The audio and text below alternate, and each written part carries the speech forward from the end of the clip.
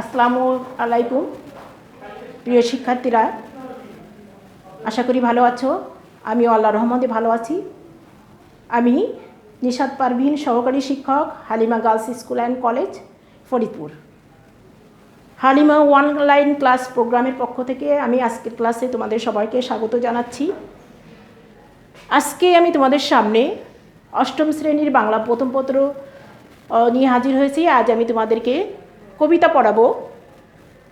তাহলে আর কথা নেই, প্রিয় শিক্ষার্থীরা, আসো আমরা পড়াই ফিরে যাই। প্রিয় শিক্ষার্থীরা, সবুজ শ্যামল আমাদের এই জন্মভূমি। এখানে অজস্র মাঠ প্রান্তরে সবুজ খেতে ভরপুর, দেখতে আমাদের খুব ভালো লাগে। এক কথায় আমাদের বাংলাদেশের যে ভূমি বা ভূখণ্ড, এটা দেখতে খুবই সুন্দর। এখানে ফসল উৎপাদন করে আমরা আমাদের সারা বাংলাদেশের জীবিকা নির্বাহ করি। তেমনি কবি রবীন্দ্রনাথ ঠাকুরের এই জমি নিয়ে একটা কবিতা তোমাদের পাঠ্য বই আছে। সেই কবিতাটার নাম তোমরা বলতে পারো কি? হ্যাঁ, সেই কবিতাটির নাম 2 বিঘা জমি। 2 বিঘা জমি। লিখেছেন রবীন্দ্রনাথ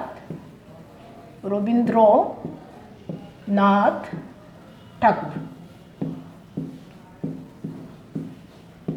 তাহলে আসো শিক্ষার্থীরা, আমরা এই 2 বিঘা জমি কবিতাটি, সুন্দর কবিতাটি আমরা পড়ি।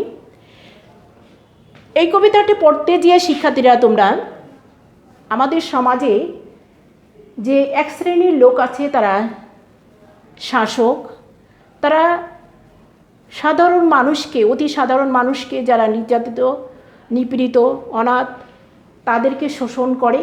সেই শোষণ করার যে একটা নিষ্ঠুর চিত্র, সেটা তোমরা এই কবিতাটা পড়ার মাধ্যমে বলতে পারবে, এবং এই কবিতাটা পড়ার মাধ্যমে সেই শোষক শ্রেণীদের প্রতি তোমরা সহানুভূতিশীল হবে। তাহলে শিক্ষার্থীরা, এই কবিতাটা পাঠের মাধ্যমে আমরা কি জানতে পারলাম? যে তারা শোষক শ্রেণীর বিরুদ্ধে বা শোষক শ্রেণীর সম্পর্কে বলতে পারবে। কবিতাটা তোমরা এই কবিতা পড়ার মাধ্যমে কবি সম্পর্কে বলতে পারবে। কবিতাটা সুন্দরভাবে আবৃত্তি করতে পারবে। কবিতাটির শব্দার্থর মধ্যে যে নতুন শব্দ আছে, সে শব্দার্থগুলো বলতে পারবে। আচ্ছা, তাহলে এই হচ্ছে কবিতাটা পড়ার যে শিখন ফলটা, সেটা আমরা জানলাম। এখন আমরা কবিতাটা পড়ার আগে কবি রবীন্দ্রনাথ ঠাকুর সম্পর্কে আমরা জানব। যে কবি রবীন্দ্রনাথ ঠাকুর 1861 সালে 61 খ্রিস্টাব্দে 7ই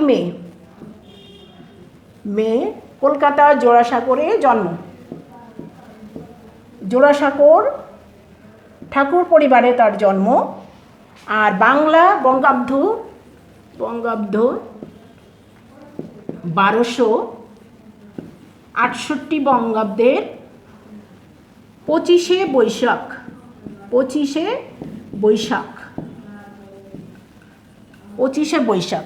এই তার জন্মসাল। আচ্ছা, আমরা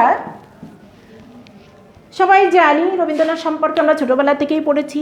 রবীন্দ্রনাথ ঠাকুর ছোটোবেলায় থেকেই তার কবিতা প্রতিভার উন্মেষ ঘটে। ছোটোবেলায় থেকেই তার কবি প্রতিভার উন্মেষ ঘটে, কিন্তু বিদ্যালয়ের বা প্রাতিষ্ঠানিক শিক্ষার প্রতি তার কোনো মনোযোগ ছিল না, তার একটা মন ছিল না। লেখাপড়ার জন্য তাকে oriental seminary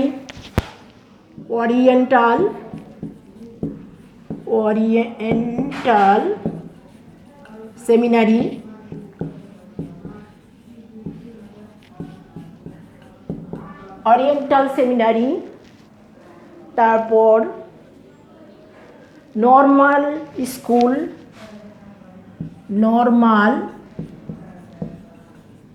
school, Bengal academy, academy ইত্যাদিতে ভর্তি করা হয়। কিন্তু এগুলোতে তিনি পাঠ শেষ করার আগেই ছেড়ে দেন এবং তিনি ছোটোবেলা থেকে যেহেতু তার কবিতা প্রতিভার উন্মেষ ঘটে, সেজন্য সাহিত্যের বিভিন্ন ক্ষেত্রে তার পদচারণা রয়েছেন। তিনি একাধারে কবি, সাহিত্যিক, দার্শনিক, গীতিকার, শিক্ষাবিদ, নাট্য প্রযোজক, অভিনেতা ইত্যাদি ছিলেন।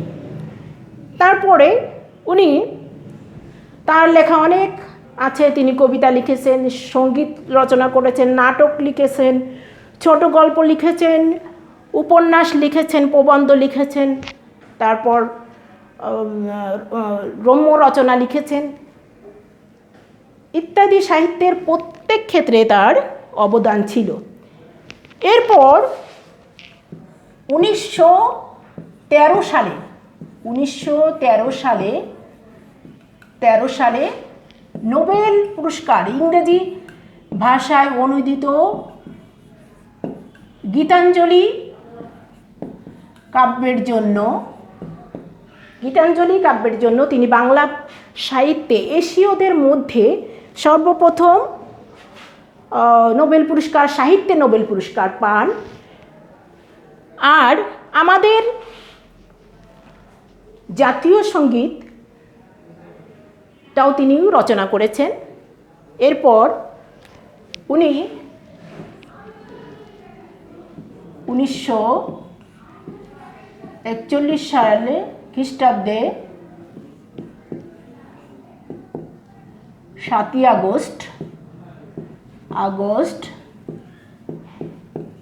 আগস্ট এবং বঙ্গাব্দ 1348 সালে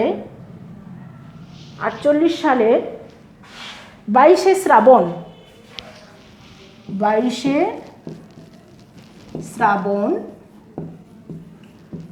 মৃত্যুবরণ করেন।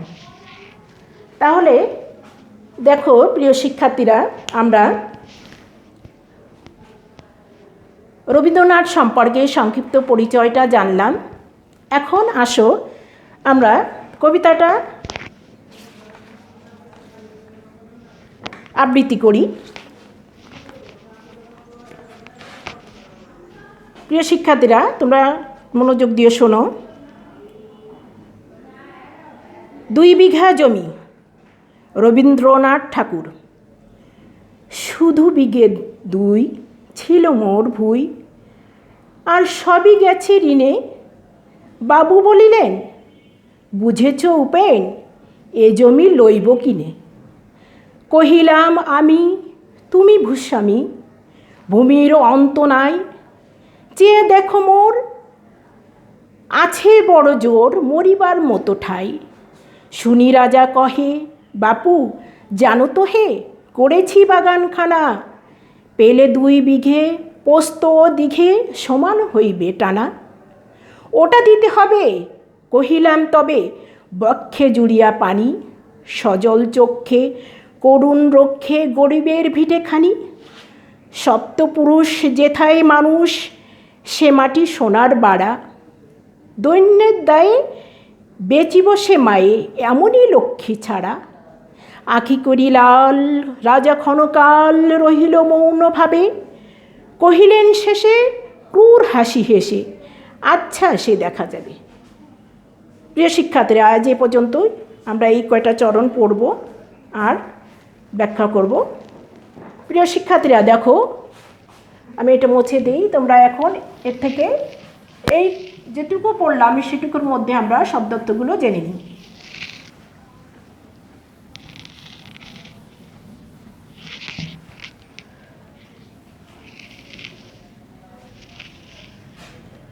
শব্দার্থ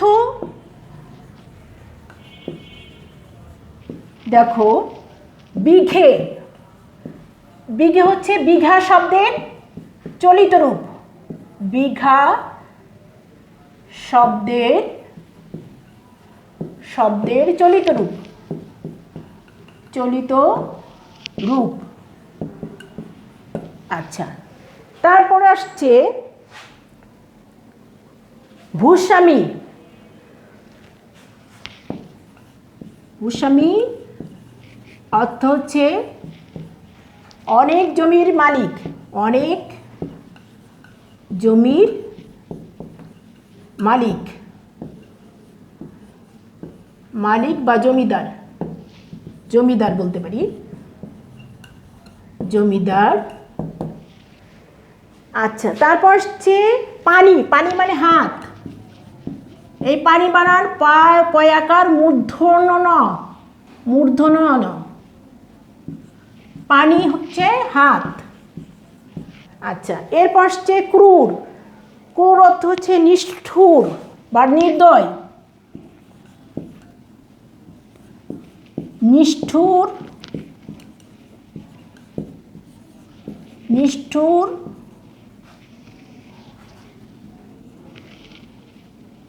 নির্দয়, নির্দয়। তাহলে প্রিয় শিক্ষার্থীরা দেখো, আমরা কতগুলো শব্দের অর্থ জানলাম। তারপরে সপ্তপুরুষ। সপ্তপুরুষ মানে 7 বংশধর বা প্রজন্ম। বক্ষে জুড়িয়া পারি মানে বুকে, মানে হাত জোড় করে অনুনয় করে বলা, সেটা হচ্ছে বক্ষ, এটা। আচ্ছা, তাহলে প্রিয় শিক্ষার্থীরা দেখো, আমরা কবিতাটা এখন বিশ্লেষণে যাই। যে এখানে কবিতায় দরিদ্র, অভাগী কৃষক, নিঃস্ব কৃষক উপেন তার ঋণের দায়, মানে সে জমি জমা অভাবের টানে বন্ধক দিয়ে তার সমস্ত জমি সবই হারিয়েছে, তার মাত্র আছে 2 বিঘা জমি। এই জমিটুকু তার সম্বল, এখানে তার বেঁচে থাকার জন্য এই 2 বিঘা জমি তার সম্বল। কিন্তু জমিদার তার বাগান করার জন্য সেই উপেনের 2 বিঘা জমির প্রতি তার নজর যায় এবং সেই 2 বিঘা জমিকে সে নিতে চায় তার বাগানটাকে দৈর্ঘ্যপ্রস্থে সমান করার জন্য।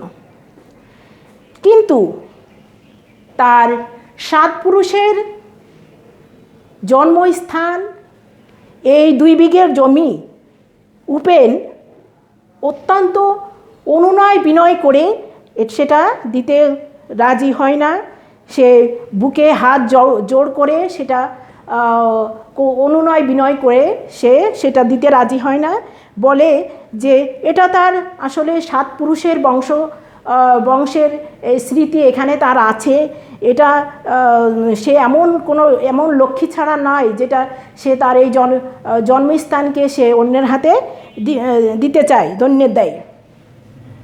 কিন্তু পরক্ষণে এই কথা শুনে রাজা চোখ লাল করে, মানে রেগে যেয়ে কিছুক্ষণ মৌনভাবে থাকেন এবং পরে বলেন যে আচ্ছা, সে দেখা যাবে। তাহলে প্রিয় শিক্ষার্থীরা, আমরা পাঠ বিশ্লেষণে গেলাম। তাহলে এই পর্যন্তই। তোমরা কিছু জ্ঞানমূলক প্রশ্ন বা অনুধাবনমূলক প্রশ্ন, তোমরা এখানে আমি একটা অনুধাবনমূলক প্রশ্ন লিখি যে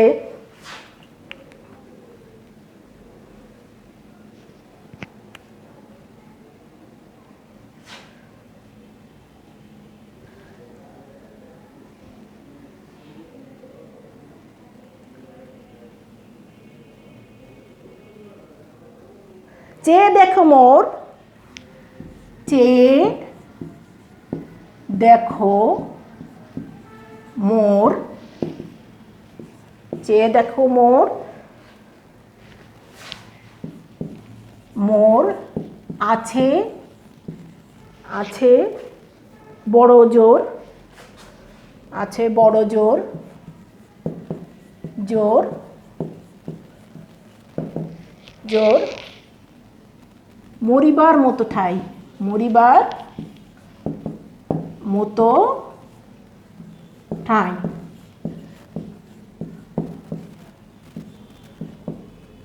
মরিবার মতো ঠাঁই। এই চরণ দ্বারা কবি কি বোঝাতে চেয়েছেন? বলতে কবি কি বোঝাতে চেয়েছেন? কি বোঝাতে চেয়েছেন?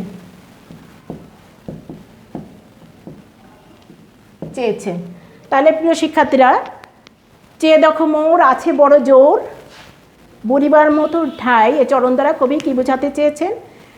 এখানে দেখো আমরা বলতে পারি যে যেহেতু উপেনের ওই 2 বিঘায় জমি তার সম্বল ছিল, তার 7 পুরুষের তার সম্বল, তার বাবা মার স্মৃতি, সেজন্য এই তার মাত্রই এই 2 বিঘায় জমি আছে, সেটা বোঝাতেই কবি এখানে বলছে যে এখানে উপেন যে বলেছিল জমিদারকে উদ্দেশ্য করে যে আমার এই মাত্র 2 বিঘা জমির সম্বল, এটা আমার, এটা আমি কাউকে দিতে রাজি না, সেই এটাই আমার মানে শেষ সম্বল, এটা বোঝাতেই কবি এটা এই চরণটা উল্লেখ করেছেন। তাহলে প্রিয় শিক্ষার্থীরা, আজ আর নয়, আর এ পর্যন্তই তোমরা এই কবিতাটা সুন্দরভাবে পড়বে এবং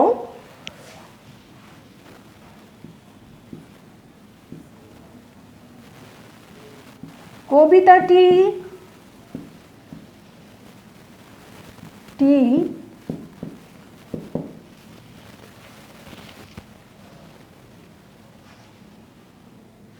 পড়ে এর সারমর্ম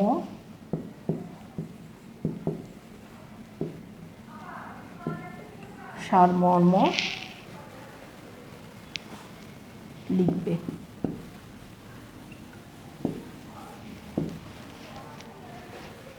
তাহলে শিক্ষার্থীরা, বাড়ির কাজ থাকবে তোমাদের। বাড়ির কাজ হচ্ছে কবিতাটি পড়ে কবিতাটির সারমর্ম লিখবে। তাহলে প্রিয় শিক্ষার্থীরা, আজ এই পর্যন্ত, আর কথা নয়, তোমরা ভালো থেকো, সুস্থ থাকো, এই কামনা করেই শেষ করছি। পরবর্তীতে আবার দেখা হবে। ধন্যবাদ সকলকে।